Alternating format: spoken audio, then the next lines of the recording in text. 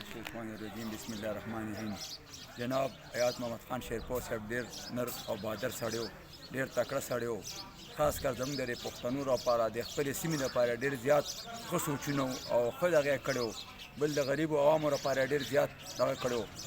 هغه یو پروګرام و د هغه چېرې زه په دې دلته کې یو شوګر مل اندازې سوچ و چې شوګر مل جوړو دلته، او هغې لپاره لکه زمونږ والد صاحب او هغه ډېر ښه تعلقات وو.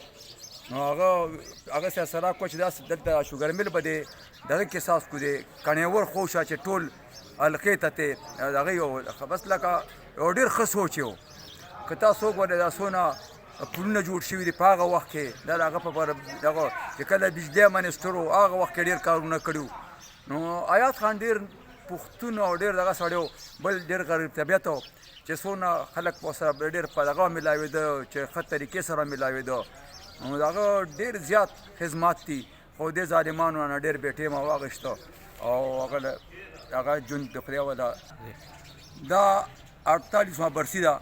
خو چې لکه څونه دا کېږي هغې وروسته هر کال هغې نه خلک زیاتېږي، او انشاءالله امید کوو چې دا برسي به ډېره ښه طریقې سره مناویږي او ټولو موږ ته خواست دی چې ګڼ تعداد کې راشئ. او موږ زه چې وګرځم حلقې کې خاص کر پي کې چپن کې د ملګرو خو ډېر زیات ښه دغه دی چې انشاءالله دې پرې به ښه ګڼ تعداد کې راځو، په ټیم به راځو انشاءالله.